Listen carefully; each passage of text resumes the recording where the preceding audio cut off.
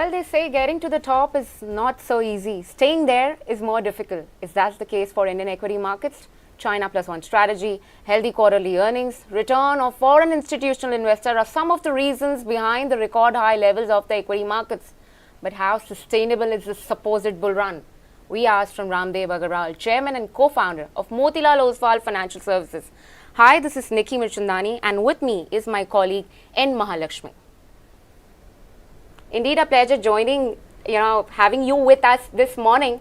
I'm going to start off by asking you your assessment overall of this bull run. Is there more steam to the rally? And if yes, how sustainable is this rally?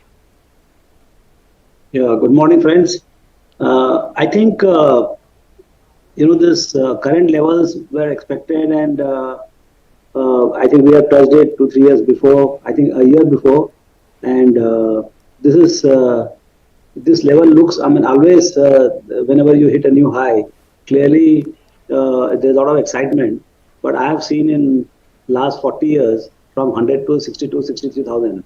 So every 2-3 years you keep getting a spike. And now from here onwards, once it goes beyond this 18,000, whatever, 800, 900, then probably every month or every 2 months you'll keep making new high till you reach to a level where I think for some time again it will pause and then again correct, and so that's the nature of the market.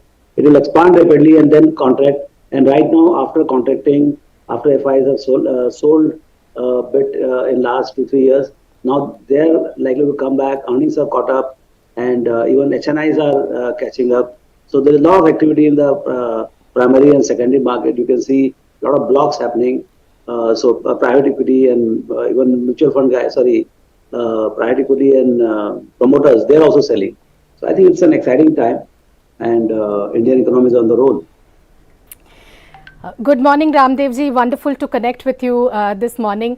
So it's obviously natural to ask about where the market is headed, especially when you are at an all-time high. But let me just take a step back and look at history. If you look at 2003, when at the start of the bull run, it was not so clear, but by 2004-5, we were believing, the market believed that the structural bull run in India has indeed started. We were talking about demographic dividend and all of that.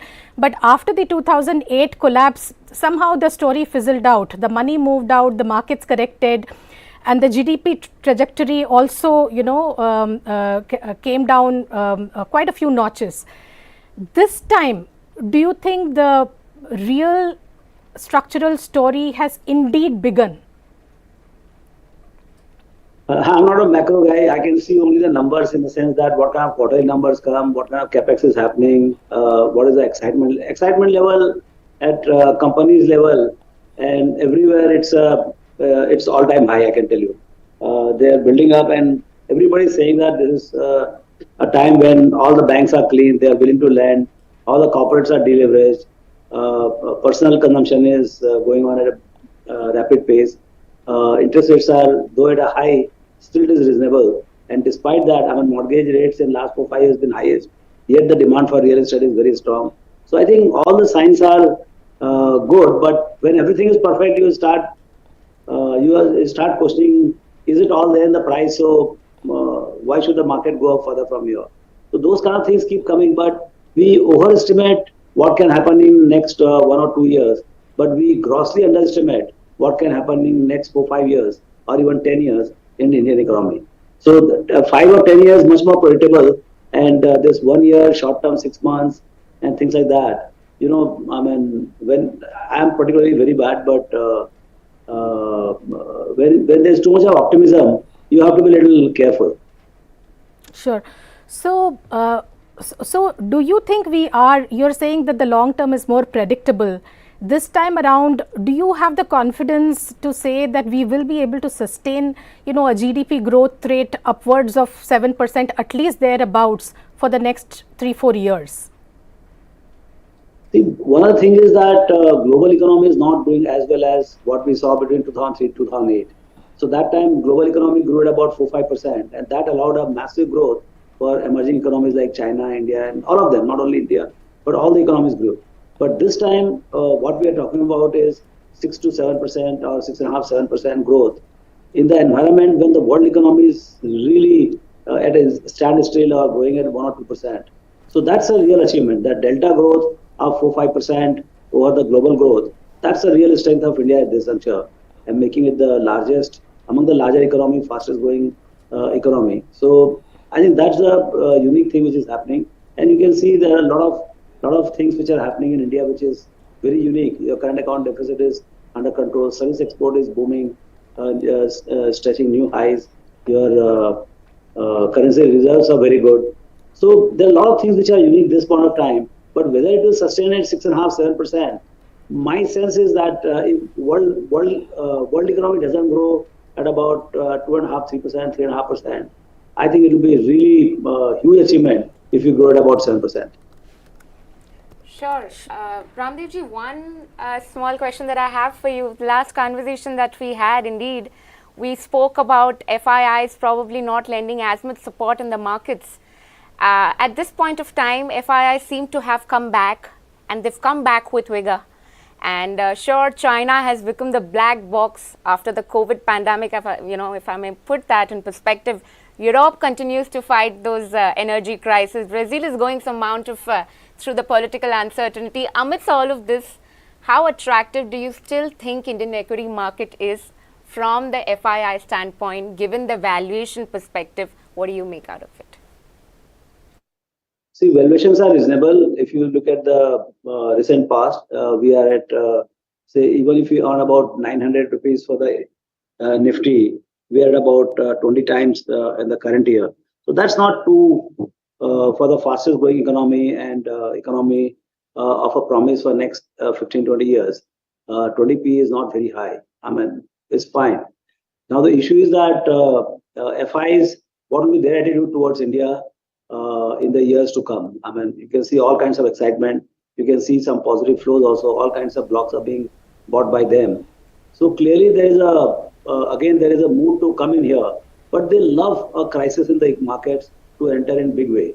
And that's what opportunity they are not getting, in the sense that they're not getting a 10-15% kind of drop, the locals sell and they get in. This time the real surprise is that when they sold, actually locals bought all of it and market didn't correct meaningfully. And that has kept them away. But at some point of time, it will become too compelling to buy into India. And I'm quite sure, I don't know whether in 3 months they'll buy or not, but going forward in a year or two, they have to buy, not only buy, they have to buy significantly up their allocation to India, because India is going to become in next 4-5 years third largest economy after US, China, and after that India. Mr. Agrawal, do you think below monsoon average could probably give FIIs that opportunity to enter into Indian equity markets and can serve as a correction point, if not sharp correction, maybe change of direction for Indian equity markets? Yeah, I mean, you can see the clouds are not there on the sky. So yes, that's a kind of building up some kind of concern in Indian economy, and all the commodity prices which have kind of softened recently, they may start looking up if the monsoon is not on track. So I think yes, markets can correct. I don't know whether it will correct or not. I mean, but keep your fingers crossed. I mean, they will come. I mean, whether they come in this correction or if the markets don't correct very meaningfully, then also they have to come, because the global macro allocations, I think India will find a place. Sure. So, Ramdeo ji, one question related to that, also related to valuations. You know, we have a tendency to look at past valuations as a benchmark. Obviously, today, this whole narrative around, China going out of favor, most of the pension funds abroad are also looking at India more seriously. There is a general narrative building up that they have to de-emphasize or pull out of China. Allocations there will go down, and we will be a significant beneficiary of that. That's also in parts playing out in the since February onwards. Now, in this backdrop, do you think we should stop looking at past valuations as a benchmark? Because you always say that earnings trajectory we can predict, but P is, projecting P is difficult. It's also an art. So, how do we approach that part of the equation? Lakshmi, there is no other way to look at say like when you go to buy a flat, you always ask what is the last quoted price for the flat. So buying into a country in equities is something like that. At what multiples the locals and everybody support the price. So if the local support price or in general the whole forces have come to say that 18, 19, 20 times is the reasonable levels. So what used to be say 18, that has probably moved to 20. So at an index level 20, and then you keep fishing around with minus 20, plus 20, the stocks you buy. Because everyone is not buying just the index. People are buying individual stocks. Somebody's buying mid cap, somebody's buying large cap, somebody's buying contrarian. So what I'm saying is at aggregate level, at 20p markets are reasonable for what the prospect is given. But what their behavior will be in short term, it is very difficult to figure out because there is no one entity with whom we are talking. There are a whole lot of very different kind of FIs. Somebody is macro allocator, somebody is an actual active manager, somebody is big passive manager. So we don't know what in aggregate they will do. But one thing I know, in the longer run, when India is 3.5% of the global GDP and headed to become 5-6% in next 5-7 years, how can you be less than 1% allocation into Indian equities? So that's my basic argument.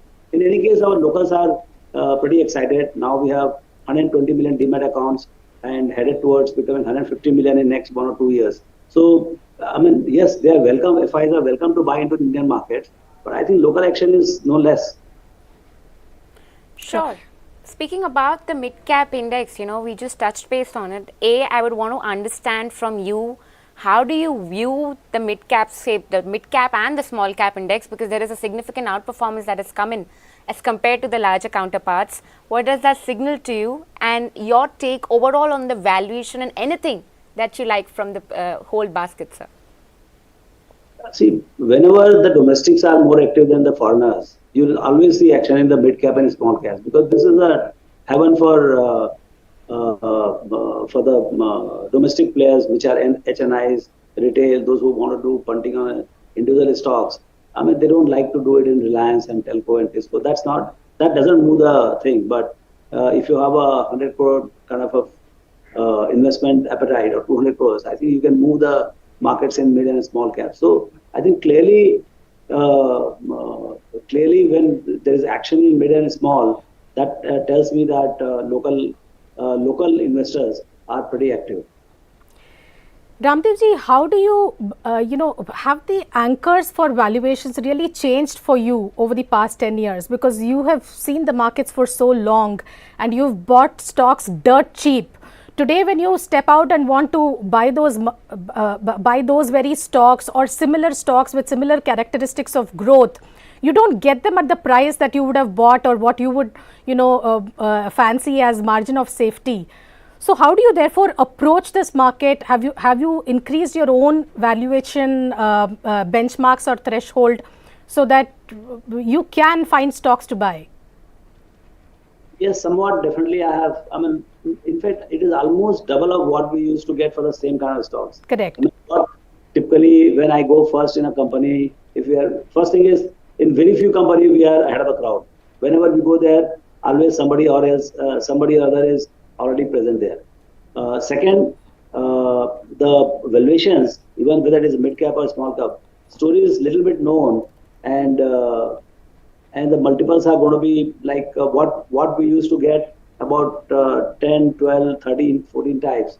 That will be more like 18, 20. So generally it will be 50, 60% higher than what I used to see for those kind of companies. And then you got to get reconciled. So what used to happen was that if you buy at 12 and the company is going to go at 25, you're sitting literally on a mini multi-bagger in the sense that in next 3 years, definitely it will double times, and maybe at times things work out well, it might even triple in 3-4 years. So now the return expectation is also lower because you're paying higher starting price. So the return expectation is, I mean, I try to find a company which is doubler in 3 years, but it is becoming like 4 years to double, and we should be happy to get 18%, at least to start with an estimate rather than earlier 25. So that is a sacrifice for the high valuation. So, what are the pockets where you find at least that kind of threshold? Yeah, you get. I mean, I was just before the interview started, I was looking at some of the quarterly results. So all the capital goods companies, I think they are building up. I mean, very rapidly as the capital budgets of the private sector starts building up, and this year's budget itself for the infrastructure and all starts happening. I think the capital goods companies, at least for next 2 3 years, they would have a far higher speed of growth than what they had in last 3 4 years. I was looking at some of the companies, but again, as I was telling you, what I would like to get at 20, we are getting at 30. So it's a new normal in the sense that 30 40% you have to pay higher and adjust your expected return somewhat lower. Ramdev ji, how do you look at the new tech space? Because you again are a very ardent follower of Buffett. You love the concept of buying companies with very strong moats. Now it seems like markets value the fact that a Zomato or a Nykaa or a PB FinTech have reasonably built a moat where their leadership is established in those respective categories. Is that enough condition for you to start looking at those stocks, or would you still want to see cash flows and the economics really pan out for you to start looking at them? Yeah, we are definitely looking at it, and we would have invested. Our managers would have invested in some of them. Clearly, it is a very exciting space, particularly internet-powered business models, whether it is digital or physical. Has its own pace of growth because suddenly the digital models, whenever the engine is digital, it allows you to spread across the country much more quickly the moment you have the successful business model. So they have established successful business model, and now they are spreading very rapidly. So a possibility of building a business model which could be significantly higher, they can, 40 50% compounded growth in their model looks to be a low end of the growth. So, with the power of compounding, the kind of opportunity India offers, if you grow at say 35% also, in 10 years you can be like 20 times, 25 times. So those kind of possibilities are there. True multi-baggers are going to, few true multi-baggers are going to come from this segment for sure. Whether I can catch it or not, that's a different thing. Sure. That's exactly what I wanted to check with you. The last time we spoke about Paytm, we spoke about Nykaa. You can't deny the fact that these companies have come a long way now. There is a little bit of traction that has built in, ranging from around 28 to 69%. Within the basket, what do you like? If you were given an option, Paytm, Zomato and PB FinTech, where would you place your bets on? Actually, very difficult. It's, I would avoid talking about a company per se, and I would not be as intensely knowing about everything per quarter. I'm looking at the big picture right now. But what is happening in this quarter, next quarter, I think managers would be far more glued to it. But if you look at the possibility of, worldwide, if you see all the tech companies, they're in top 10, except for, I think, Berkshire Hathaway. I think the whole list is that of tech-oriented companies. And we have our services companies, and on top of it, these are all digitally powered companies. So at some point of time, these companies, if the promoters, they conduct themselves well, and they now bother a little bit about building the moats even deeper. They bring some kind of equilibrium between some amount of growth and some amount of path to profit, which is what they are doing after the debacle last year. So I would think that we should be hopeful that some of the business will scale up very rapidly. Sure. And how do you look at this China plus one kind of plays, Ramdev ji? Because the narrative out there is very, very strong, but equally the valuations also seem to capture a lot of the future potential. How do you look at that space in terms of valuations and business growth? So India, because of weak currency over the period, and other countries doing well, particularly China doing extremely well in last decade. India clearly is a very large, low-cost, high-competence country. Now, there is a right to win for India, and this opportunity is just staring at us. That next large labor pool, cheap labor pool, competent labor pool in manufacturing side, if there is any place where it is available, I think it is India. Now, another thing is that that opportunity was always there, but this time government is extremely keen to see that this happens. So you have Make in India movement, you have those PLI subsidies. So I think opportunity is very large. And what happens is, like, if you look back even the software movement, it's not that India was great in software development in 95, 2000 and all. But when the clients want to make it happen in India, I think that happens very quickly. So this time around, howsoever intensely we want, I think this time the buyers want the supplies from India, and they are willing to help in technology, in capital investment, and some kind of patience also for the deliveries and all. I think that is what is going to be a game changer for Indian manufacturing, if at all it has to happen at this point of time. Like if you look at Apple, they want to diversify their source of acquisition. Yeah. So when Apple wants, that's why it is happening. It's not that we wanted. We always want to sell it to, export a big quantity. But finally, it happened when the Apple wanted it to be diversified. Sure.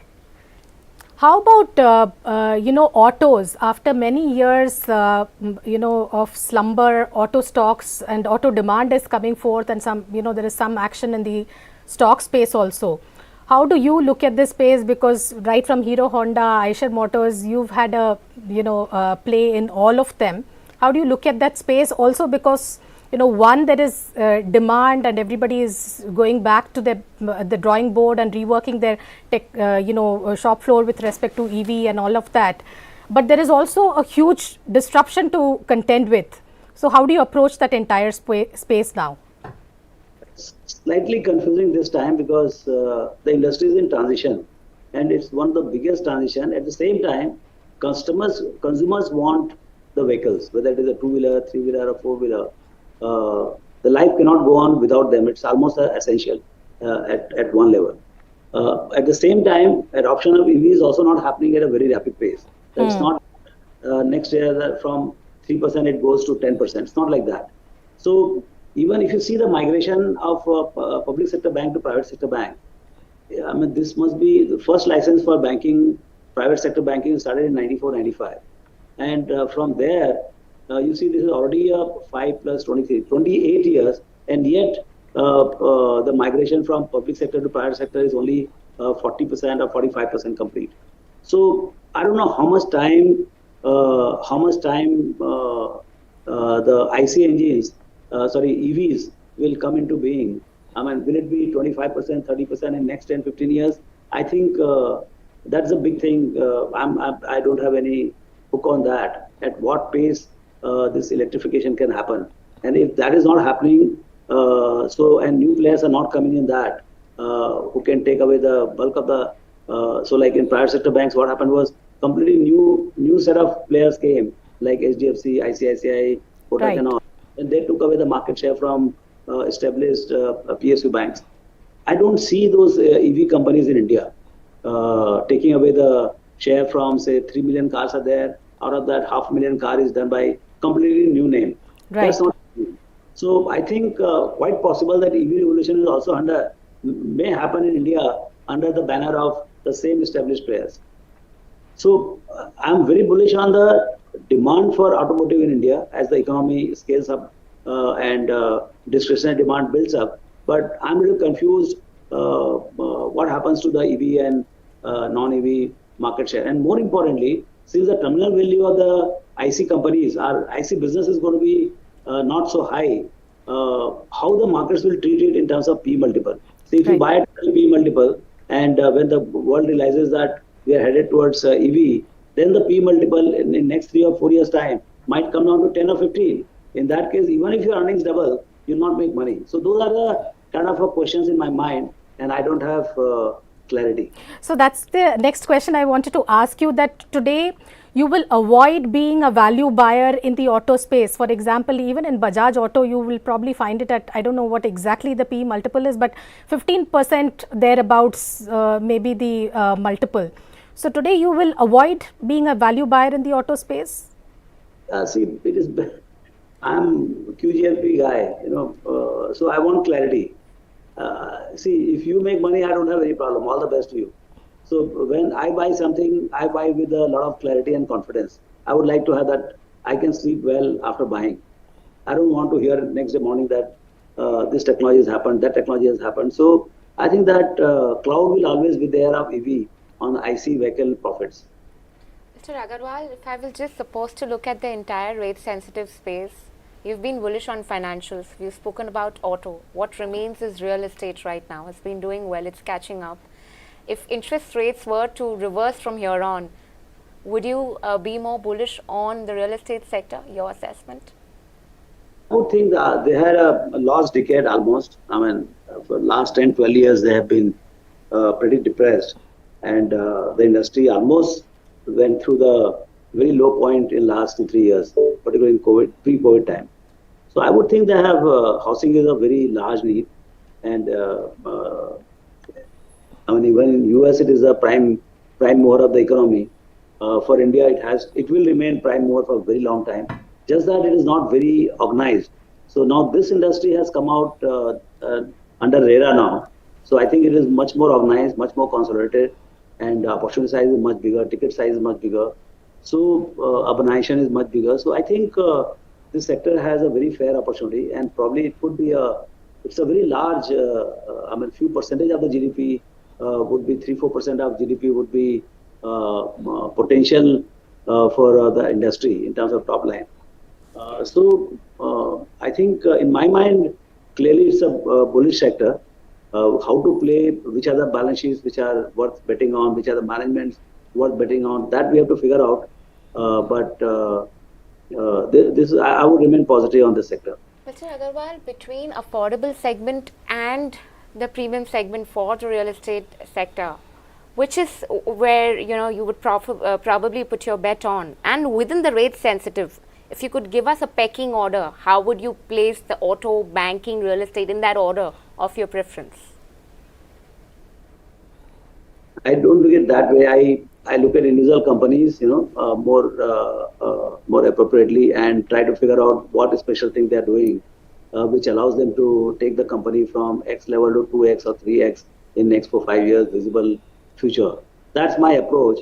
I'm not so much, kind of a very sector focus that 7% should be in this sector and 8% in that sector. So let's talk stocks. Let's talk stocks in that case. What do you like within the real estate basket, banking basket in that case? Let's talk about stocks in that case, sir. Unfortunately, I cannot discuss stocks. I mean, my officer told not to but get into just a stocks. generic, okay, not your picks probably, something that you like. Fundamentally, the businesses that you think are worth looking at, just from that perspective, the frontliners, the mid caps. So,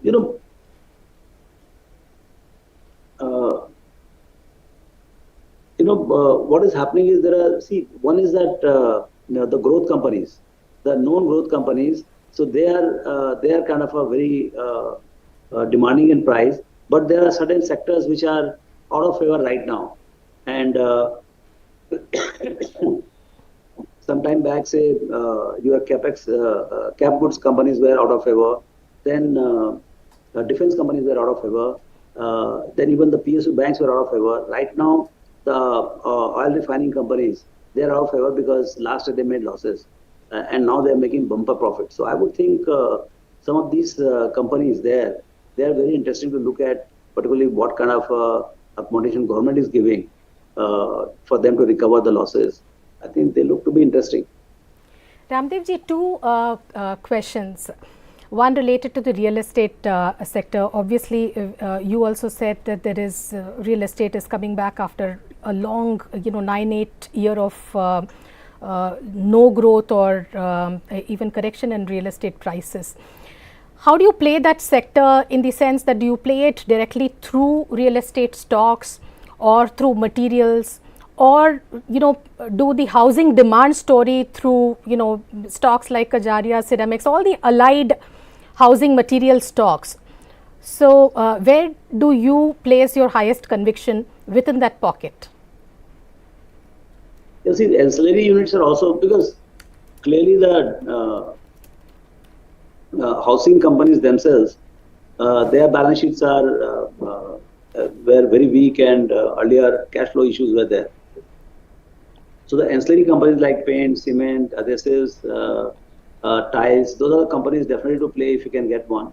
But I think when the housing boom is there, the biggest boom is the mortgages, because almost 90-95% of people, they do take out mortgages, and the well-run mortgage companies are very consolidated. So I think one can play through the mortgages also in terms of sustained growth in the sector. Sure. And the other question is on IT stocks, Raamdeo ji. There is a lot of mixed signal around that. One is it's a great play because of the balance sheets, because of the high return ratios, the fact that they pay dividends.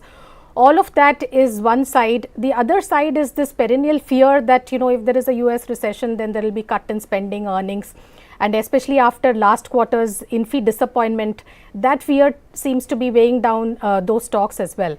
How do you look at that space? So this is a resting time or correction time in IT. I mean, people are scared of going short, but that's a sector where I think momentum is missing at this juncture. And it is expected that at some point in time, second half, and they keep saying it will come in second half of next year, those kind of things. But if by chance the slowdown becomes a little more prolonged, in the sense that 2-3 quarters, 4 quarters, then people will get tired and sell their stocks and buy into something else. At that point of time, valuation corrections will be much sharper, particularly for the larger companies. So that's the time I think one should use to accumulate these stocks, because long term of these companies are quite interesting, in the sense that we have a deep competitive advantage as a country, and everywhere is becoming digital. Look at the interview itself; it's becoming live digital. So I think it will become way of life, and a lot more technology intensity is coming. Even now AI has come. I don't know what all magic it will do for us. So, but it will definitely increase the tech spend. I think today only I was reading in paper that in BFSI the tech spend is going to increase by 8 to 10% globally, or I think in US. So I think despite there is so much of talk of recession and all, the tech spend is not going down, and hence these companies, large mid-sized companies we have, which are not very large, but which are also not very small, they are very interesting play in terms of growth. I mean, they can grow at about 15 to 20% when actually industry is growing at maybe 5-6%. Sure. And again, in terms of banks, do you think the PSU banking trade is over? Because wind back 1 or 2 years, there was a humongous gap between the valuation of PSU private sector banks. Anybody who didn't believe in the PSU story also sort of came into that trade, and it played out very well. Now the gap has narrowed considerably. So do you think now that trade has completely played out, or there is still scope for that differential to reduce? I think among the PS, one thing is that the credit cycle or credit expansion in Indian economy is just about 12-18 months old. So we have a long way to go before the bad lending happens. So we are so scared of the bad lending of the past that in just 12 months time before the book is built, actually the first building is the good books.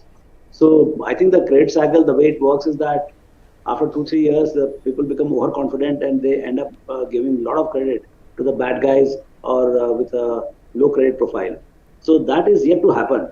So my sense is that all the lenders, whether it is private sector or public sector, there is still a few more quarters, maybe a few more years before they peak out. And particularly if you see 6.5-7% GDP growth rate, so I think credit has to grow at least 2x. So that will be more like 13-14% kind of a credit growth. So there is ample scope for all the banks to really expand. and make profits of 15-17% growth. So that's the scene. Now in public sector, there are strong public sectors and there are weak public sector. I think if at all you want to play public sector and hold in your portfolio, I think you have to buy the very selected few marquee names. ones. Yeah. Sure. Sorry, last question. What are the data points or variables that you are tracking closely? Because when we started off this conversation, you were a little circumspect that, whenever you hit a record high, it might hit another high, but there will be a pullback. So what is it that you are really watching as a risk mitigation measure? And second thing is there any one standout trade that you are really bullish on and you think that the market is overlooking it? No, I think market is very smart this time. It's very widespread and nothing has been spared. I mean, it's really, I would say, very efficient in terms of spread and depth. I think one number which I keep watching every month is the GST collection, because that's a large number. And it's a very frequent every month on first dot it comes. So if economy is, everybody is euphoric about economy and suddenly you find that tax collections are very weak, that's an advanced number. So like corporate tax collection, I think net corporate tax collection for June, 15 June is I think negative. So maybe it is the first tranche that may not be, very negative, but clearly corporates are not paid too much of taxes. At least there is no growth in the tax paid, direct tax paid by the corporates in the first quarter. So those are the things which kind of start giving me some kind of hint whether market has run ahead of itself. Sure, Mr. Agrawal, one question, actually two questions that I have in mind before we let you go. I'm sure you're running out of time, but just squeezing in luck there. Flurry of IPOs, including the likes of Idea First Technologies along with Tata Technologies. Sure, the date has not come up for Tata Technologies right now. But within the IPO basket, how are you looking at the space right now? Much of the offering is probably OFS where promoters are selling off. How are you viewing the IPO right now? No, all kinds of IPOs are coming in the sense that very large companies like Mankind have made a debut in the market. And initially, since there's a revival of the IPOs, typically the initial few IPOs are very good. Actually, the IPOs, and they get subscribed also very strongly, and they on debut, on the listing, also they have a good pop-up of 15-20%. So I think this is a good time for the new companies to come in, and we should study and figure out and try to buy into them. But IPO, once the momentum picks up, the weaker companies at a very high price, they tend to start flooding in. So one has to be careful what one is buying in. Probably you can get better companies in the secondary market than what you are getting in the IPO market. Sure. Mr. Agrawal, just one last question. It's going to be basically the one which I wanted to ask you about the entire defensive space. You've spoken about IT, you spoke about FMCG has done well, and pharma is the one which is not one which is much talked about these days. Within the three sectors, where you're going to be placing your bets on? See, one of the things is that raw material prices are collapsing. Individual companies could be different story, but raw material prices, which was very, very heightened last year. So there is a big relief. In some cases it is 25-30% also. So I think the current year, wherever there is a pricing power in the consumption company, whether it is a pharma, whether it is a FMCG or anywhere, if there is a pricing power, they can pass on or they have passed on. I think the raw material cost relief is going to make them expand the margin in the current year. So I think that's the trade market is looking at. And I think this June quarter and more particularly September quarter, including cements and all, I think they will show the way how the margin expanding in a modest top line growth, your bottom line could be disproportionately larger. Right, Mr. Agrawal, we'll leave it at that. Thank you so much for taking out the time and joining us this morning. Indeed a pleasure, as always, chatting with you. Thank you. Thank you so much, Raamdeo ji. Well, with this, it's a wrap, and goodbye from myself as well as Mahalakshmi and the entire team who puts this piece together for you. With this, it's a wrap. Thank you so much for tuning in.